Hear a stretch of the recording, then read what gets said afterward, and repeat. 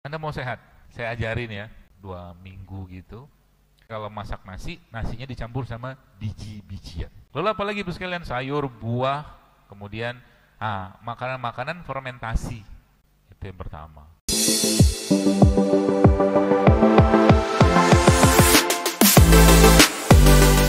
Anda mau sehat? Serius. Saya ajarin ya, tapi diikutin ya. Mulai kapan? Mulai besok. Nanti besoknya mulai besok lagi gitu kan. Kalau Anda mau sehat, mulai sekarang, simple.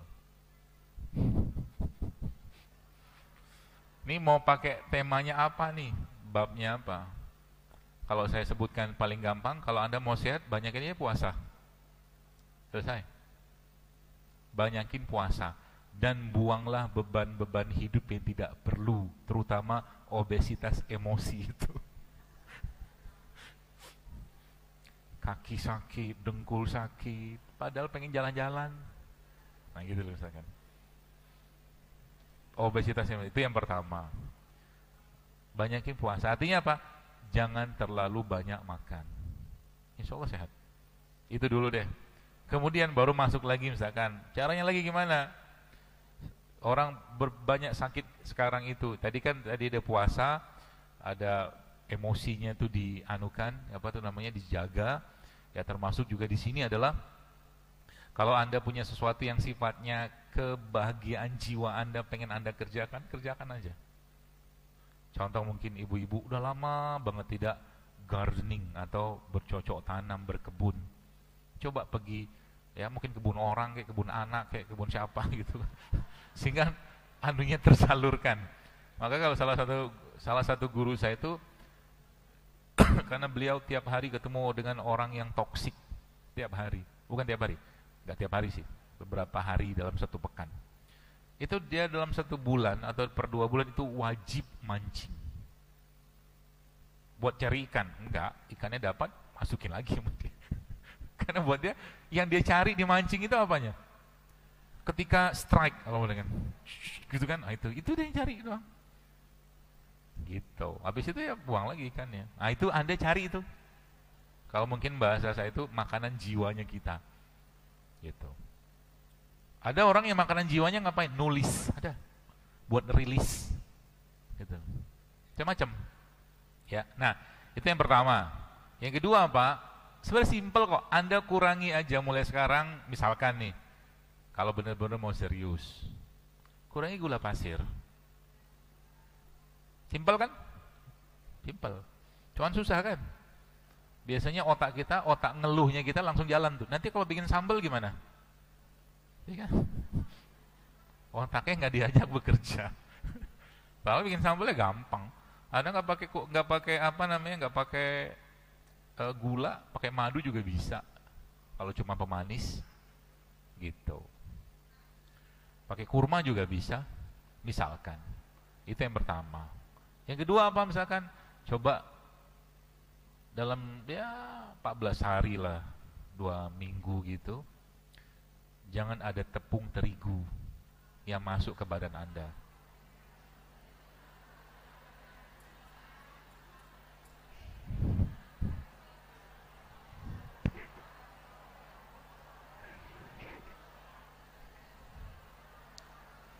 Baru sebentar aja udah ribut. Siap nggak? Kalau nggak siap nggak usah. Lo nggak ada yang maksain kok. Jadi berarti kami selama 2 minggu ke depan nggak boleh ada produk tepung terigu masuk ke badan kami. Kalau mau disiplin iya, latihan. Baru ngomong kayak begini, keluar sudah muncul roti kan. Komplit sudah itu kan.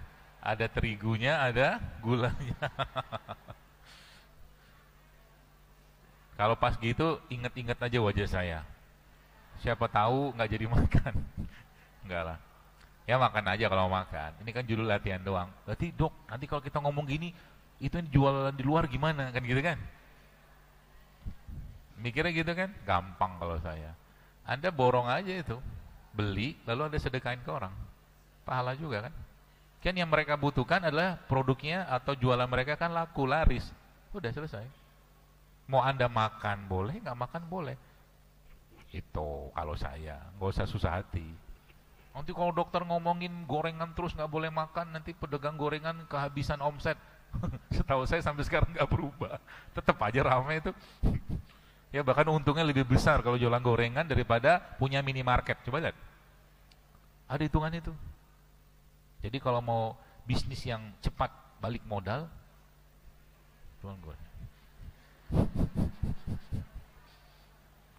Semoga video saya ini nggak dipotong ya.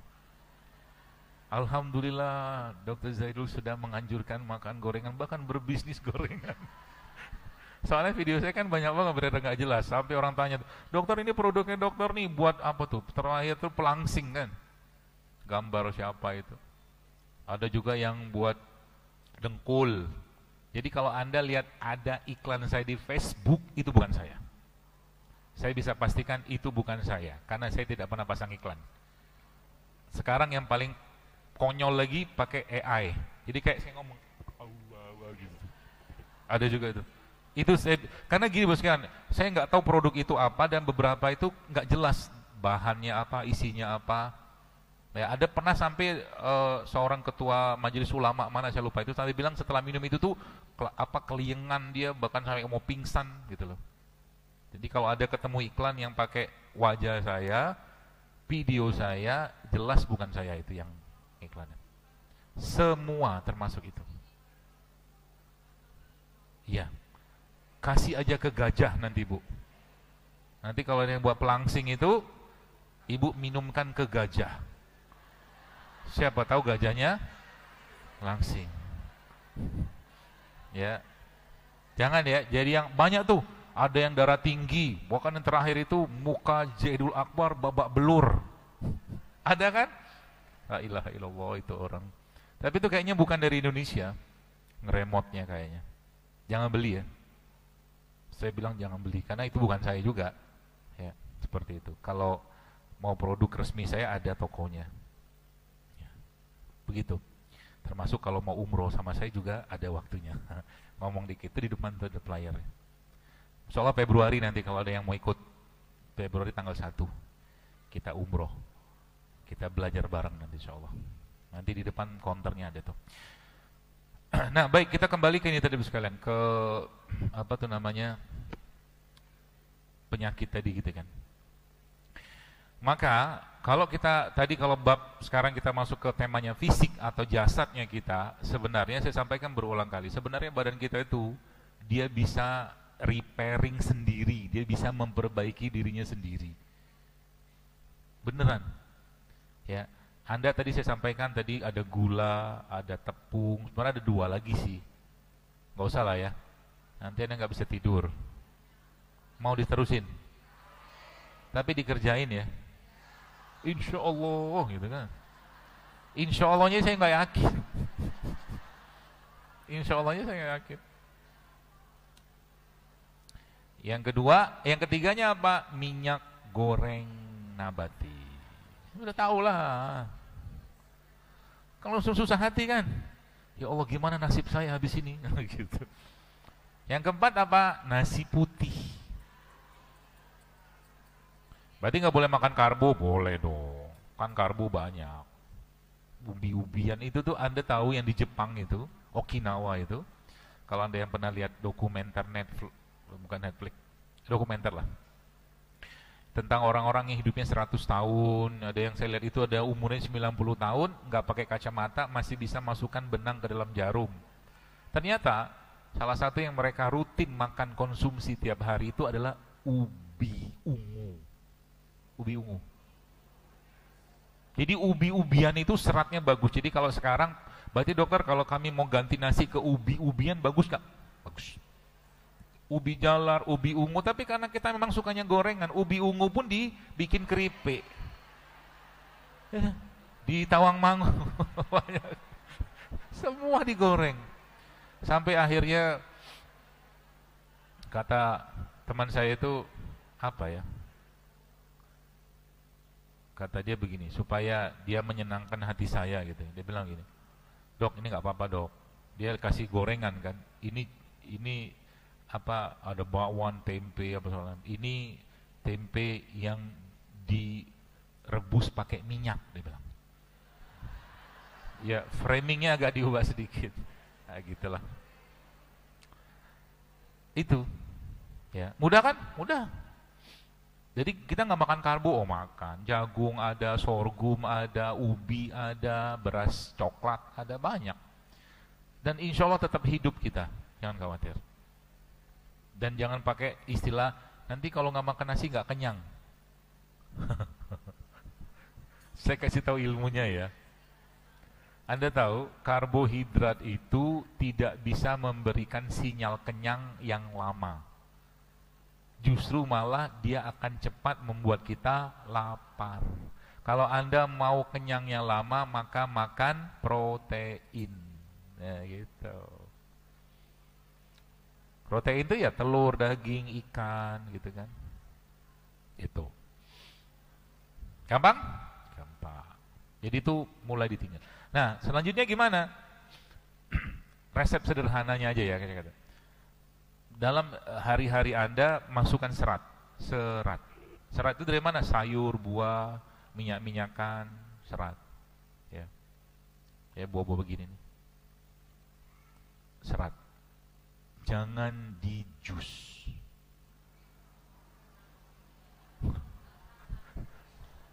Kenapa jangan di jus? Karena kalau Anda jus, gulanya naik.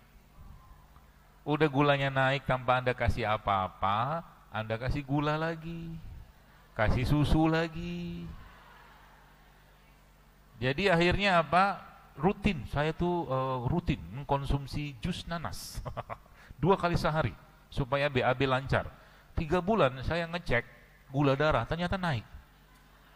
Dan nanas segini, sisanya gula, susu, gitu-gitulah. Jadi kalau makan buah ya dimakan gitu ya, dimakan pakai mulut. Gitu ya, jadi sayur, buah-buahan. Kemudian apa lagi Ibu sekalian?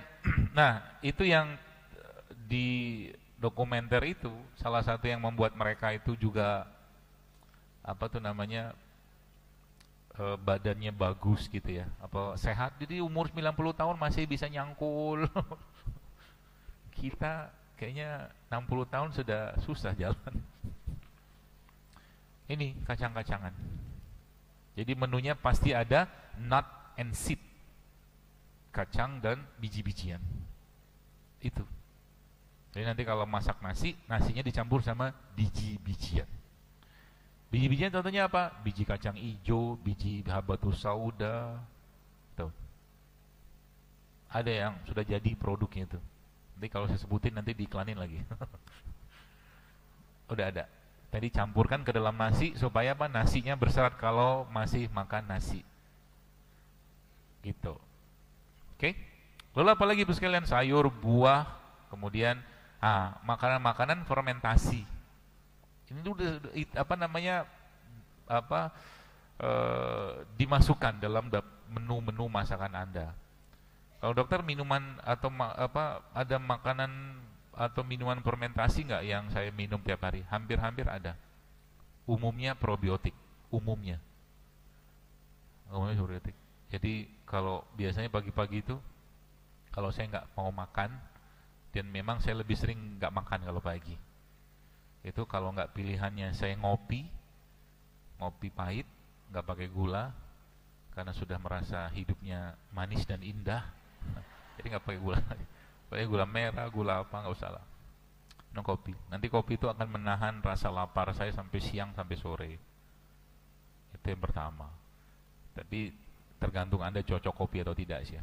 Kalau misalkan saya asam, bisa pakai pilihannya 2, kan ada Arabica, ada Robusta. Kalau yang lebih tidak asam itu setahu saya Robusta kalau nggak salah. Itu yang pertama. Yang kedua Pak, saya akan minum rimpang. Jadi pagi-pagi itu saya lebih suka pagi-pagi itu tidak banyak asupan makanan masuk. Bahkan sekarang ini saya beberapa waktu belakangan ini lebih senang namanya itu apa ya? OMAD. OMAD. One meal a day. Sekali makan sehari.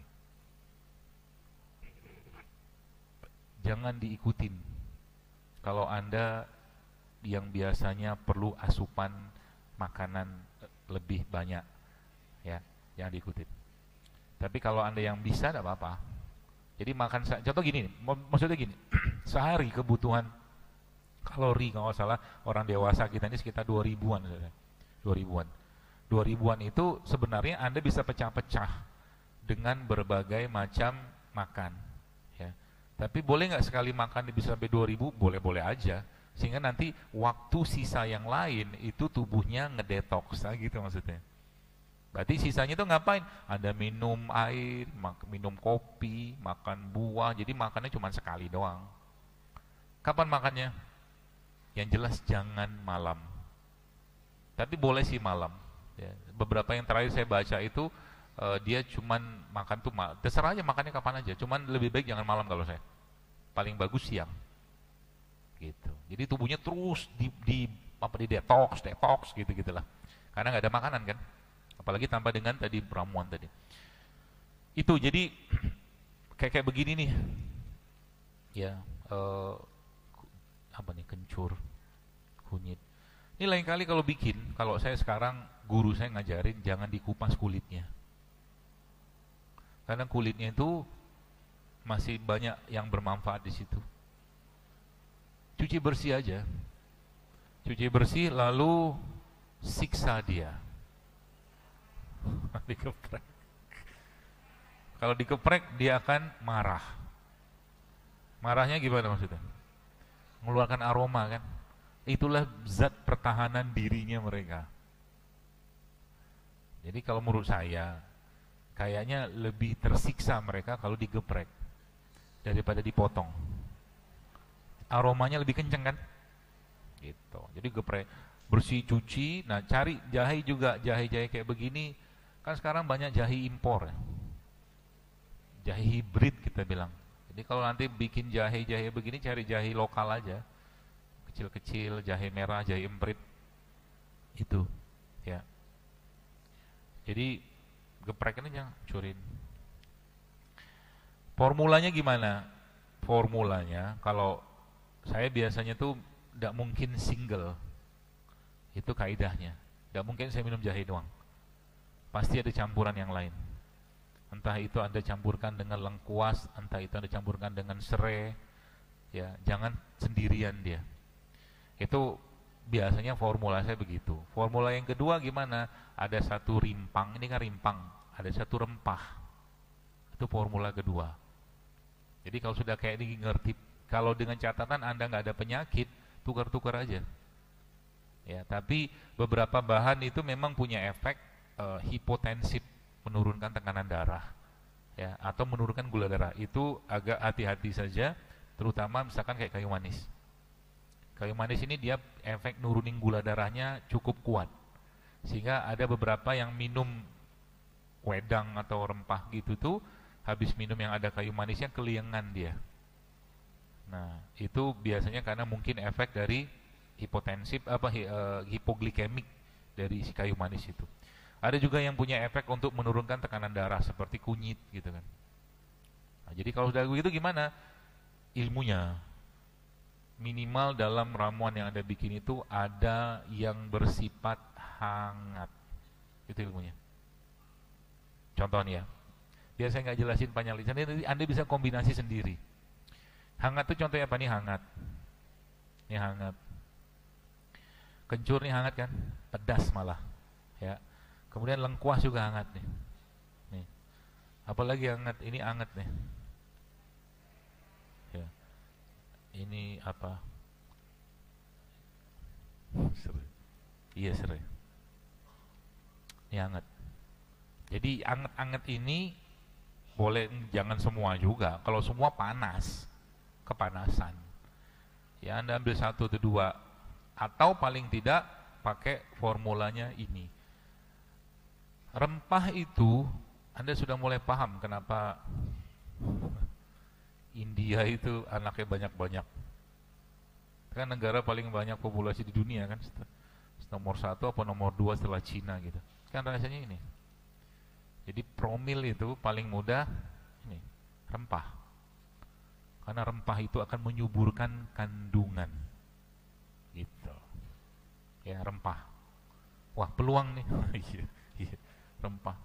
Tambah dengan puasa, tambah rempah, insya Allah, alhamdulillah. Mudah-mudahan. Nah, rempah itu Bu sekalian, ini kan rempah. Kalau ini kan tadi rimpang. Kan beda. Rimpang berempah itu beda. Rempah itu semuanya sebagian besar sifatnya hangat atau panas.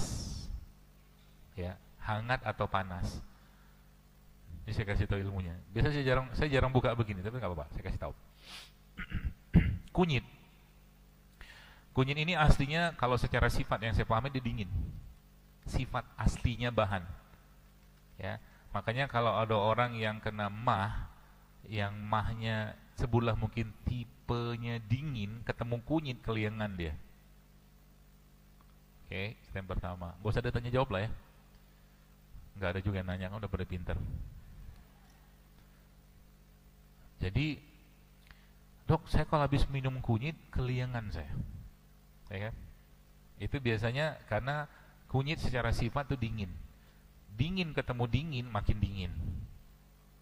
Itu rumusnya.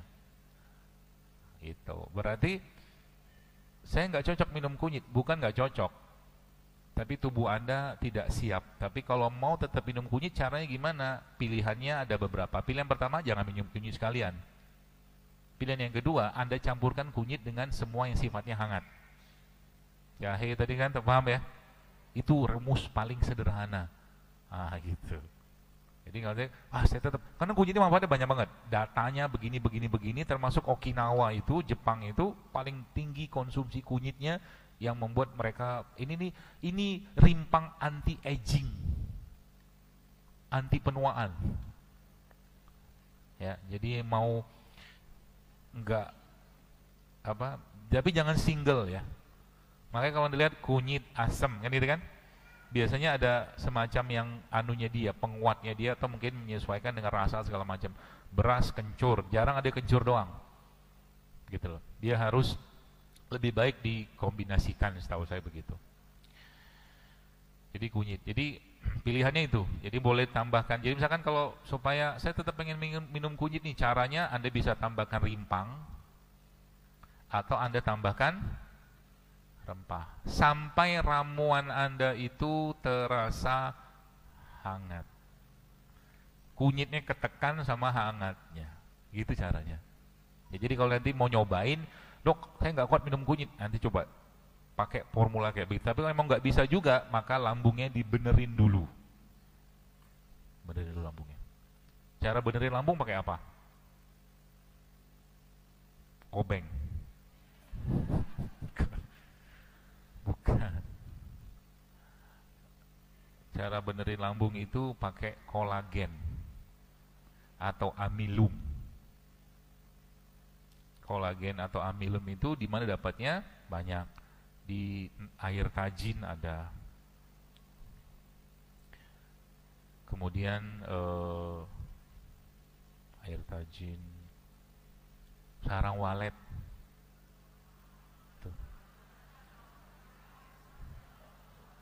Langsung ngomong mahal. Dalam kamus seorang muslim itu tidak ada yang mahal. Tidak boleh. Ini saya serius ngomong. Karena Israel itu menggelontorkan dana unlimited untuk kampanye mereka. Kita baru ngomong tadi apa? Sarang walet udah bilang mahal. Gimana mau jadi umat yang kaya? Kecil. Semua tuh murah. Gak ada yang mahal. Yang mahal itu apa? Surganya Allah. Mahal. Yang lain-lain gampang. Kalau mau beli aja, ngomong sama Allah. Ngomong kayak Nabi Zakaria ngomong. Ngomong kayak Nabi Ayubnya ngomong gitu loh. Ya Allah, begini ya Allah, tahun depan tuh pengen haji. Gitu ngomongnya. Tetap dengan beradab. Puji Allah, sholawat kepada Nabi. Tahun depan tuh pengen haji. Tapi kan kau tahu penghasilanku sebulan berapa ya Allah? Cuman sekian. Kalau haji furoda misalkan 500 juta. Karena nggak mungkin. Tapi kan aku kan punya engkau. Aku hambamu. Aku udah pengen banget ngobrol gitu. Nanti nangis sendiri gitu. Nanti Allah kasih jalan keluarnya. Beneran. Gitu. Kalau saya dulu begitu. Waktu saya pernah mau haji itu, alhamdulillah kebantu sama tetangga. Tetangga saya itu setiap sebelum saya haji, kan saya ke musola tuh tiap hari lewat situ. Dia panggil saya, sholat Pak Haji, amin. Sholat Pak Haji, amin. Kan belum haji, paham? Didoain sama tetangga. Jadi dia bilang haji, belum haji, aminin aja gitu kan. Akhirnya saya bilang sama ibu kan, bu, saya mau, mak, saya bilang, mak saya mau haji, saya bilang. Oh iya iya, alhamdulillah mau gitu kan. Duitnya sudah ada, belum. Saya bilang sama mak, kan ada mama, saya bilang. Mama tinggal doa aja. Terus kejadian bu itu. Tiba-tiba ada duit gitu kan buat haji. Gitu. Jadi jangan suka pakai matematika dan angka ke Allah. Nanti susah hidup kita. Karena zaman sekarang ini peradabannya peradaban angka. Semua diangkain. Orang yang punya gaji 5 juta nggak pernah bisa berpikir, bahkan berani bermimpi untuk punya rumah 5 miliar, nggak berani dia. Betul? Padahal buat Allah apa susahnya? Itu iman. Nah gitu. Seru kan gitu kan? Saya ngomong begini, dok kacang almond mahal, pistachio mahal, gitu aja hidup kita kan, bolak balik situ-situ aja. Naik level sedikit. Apa yang Anda pengen? Obrolin sama Tuhan. Pengen haji tahun depan, ngomong aja sama Allah. Gitu. Penutup ya, penutup.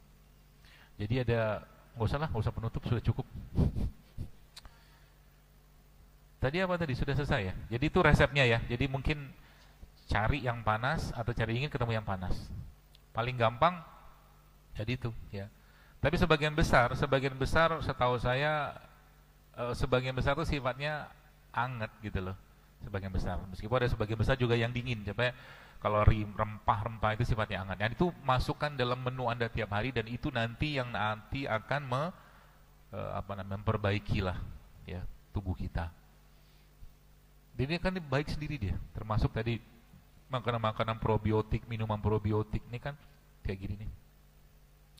Jadi mereka tuh sangat dekat dengan ini, sangat dekat dengan bukan tauco, dengan makanan fermentasi.